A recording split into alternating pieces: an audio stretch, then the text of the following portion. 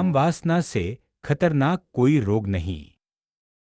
इस कहानी से आप सीखेंगे कि कैसे बिना संयम के काम वासना धीरे धीरे आदमी की सोच, रिश्ते और भविष्य सब खोखला कर देती है। कहानीकार अनिल शुक्ला। मेरे गांव के पास एक छोटा सा शहर है, वहीं रहता था रवि। 20 साल का नौजवान, चेहरे पर मासूमियत और जेब में हमेशा एक नई उम्मीद। पापा की मौत के बाद वो शहर आ गया था मां के साथ। कहे तो बस कमाने की धुन में लगा रहता। एक डेकोरेटर की दुकान खोली, शुरुआत ठीक चल रही थी।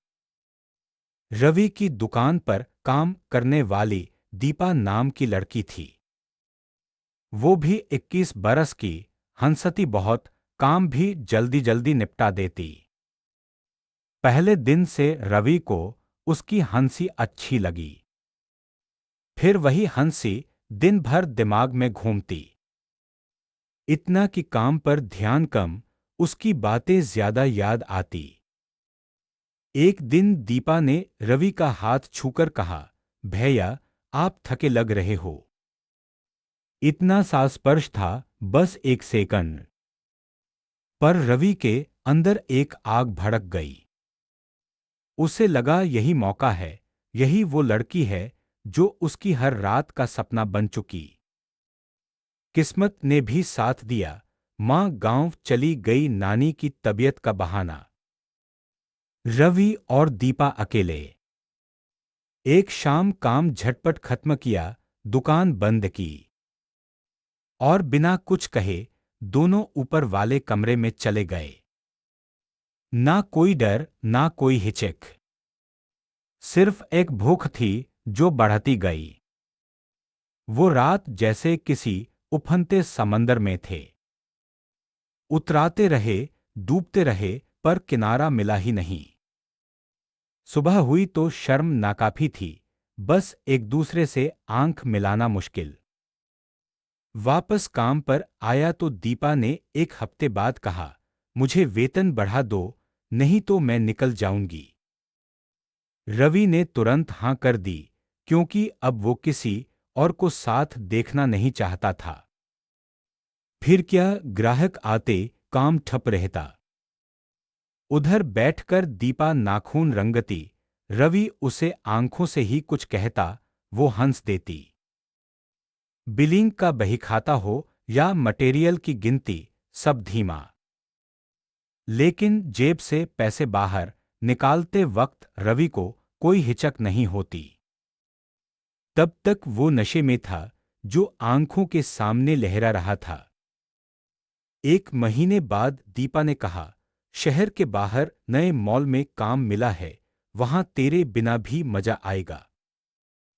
रवि को सांप सूंघ गया, उसने दुकान बेच देने की धमकी दे डाली। तुम्हें जो चाहिए पूछ लो, बस मत जाओ। तब दीपा ने ठंडे मन से बोला, मुझे तो सिर्फ पैसे चाहिए, प्यार नहीं। रवि की आंखों के सामने अंधेरा छा गया। उसे लगा कोई चाकू सीधा दिल में घोंप गया हो। मां वापस आ गई, बीमार नानी ठीक हो गई। घर में रौनक घटी नहीं, पर रवि की हंसी गायब थी। दुकान चलाना तो दूर, उसने खाना भी कम कर दिया। बस मोबाइल पर दीपा की पुरानी फोटो देखता, जो उसने खुद ही कभी छिपाई थी। एक शाम पड़ोसी ने दरवाजा खटखटाया। रवि ने खोला तो मुंह से झाग निकल रहा था। सीने में जलन, हाथ कांपते, आंखें लाल। हॉस्पिटल ले गए, डॉक्टर बोले शरीर में कोई बीमारी नहीं। लेकिन मन की आग इतनी बढ़ गई है कि शरीर ने आत्महत्या जैसा रूटीन पकड़ लिया। मां के सामने रोया, बोला कुछ नहीं बचा मां, सब खत्म। मां ने धीरे से हाथ फेरा, बोली बेटा, दिमाग के कीड़े को समझना होता है, तभी जड़ से निकलते हैं। घर आया तो उसने देखा दुकान का ताला टूटा पड़ा है। अंदर गया, पर्दे फटे, पेंट के टीन खुले, बाकी सामान सड़क पर। दीपा कल रात अपने भाइयों के साथ आई थी, वो भीगे हुए बॉक्स उठा ले गए। कुल मिलाकर 20,000 का नुकसान माना, पर रवि को लगा जैसे सब कुछ लुट गया। रात भर सो नहीं पाया, सुबह होते ही मॉल गया दीपा की तलाश में। पहुंचा तो सिक्योरिटी ने कहा, वसुंधरा मैडम ने बताया है, इस लड़की ने छुट्टी ली है, बताया है परिवार की आपातकालीन शादी। वापस आता हुआ रास्ता लंबा लगा। सर पर धूप थी, पर अंदर से बर्फ गिर रही थी। उस दिन बस एक बात दिमाग में घूम रही थी, चाणक्य ने 100% सच बोला था। कामवासना से खतरनाक कोई रोग नहीं। ये रोग शरीर को नहीं, दिल को सड़ा देता है।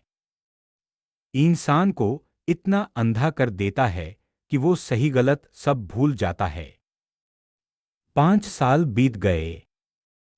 रवि ने एक छोटी किताबें की दुकान खोली, घर से 100 मीटर दूर। वो शाम को जाता, लोगों से बातें करता, किताबें पढ़ता, कुछ बेचता। कोई स्कूल के बच्चों को पढ़ाता भी। दीपा की कोई खबर नहीं, ना खोजिए।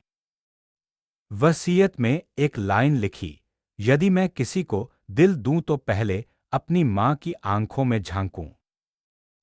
रवि ने सादगी रखी, रिश्ते संभाले, बीती बातों पर हंसता भी।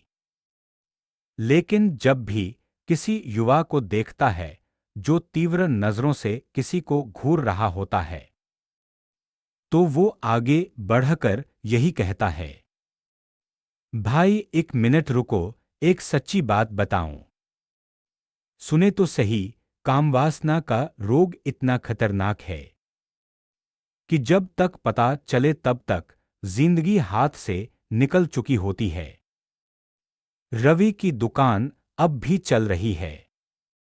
वहां हर रविवार लड़कियां आती हैं, पढ़ने के लिए नहीं, बस बातें करने। उनमें से किसी ने पूछा, आपका इस उम्र में प्यार हो गया क्या? वो हंसकर कहता है, हो गया था, तभी तो समझ आया। प्यार करो, बेशक करो, पर पहले अपने दिल को स्वस्थ रखो। उस दिन उसकी मां ने बोला, बेटा तू सच में बड़ा हो गया। रवि ने कहा, नहीं मां, बीमार था, अब ठीक हो रहा हूं। कामवासना ने सिखाया कि जो हमारे नियंत्रण में नहीं, उसे अगर हम नियंत्रित नहीं करते तो वो हमें नियंत्रित कर लेती है। सारांश। कहानी रवि और दीपा के जरिए दिखाती है कि कामवासना जब सिर्फ भोग बन जाती है तो वो तरक्की, रिश्ते और आत्मसम्मान सब जला देती है। समय रहते नियंत्रण और आत्मचिंतन ही असली इलाज है।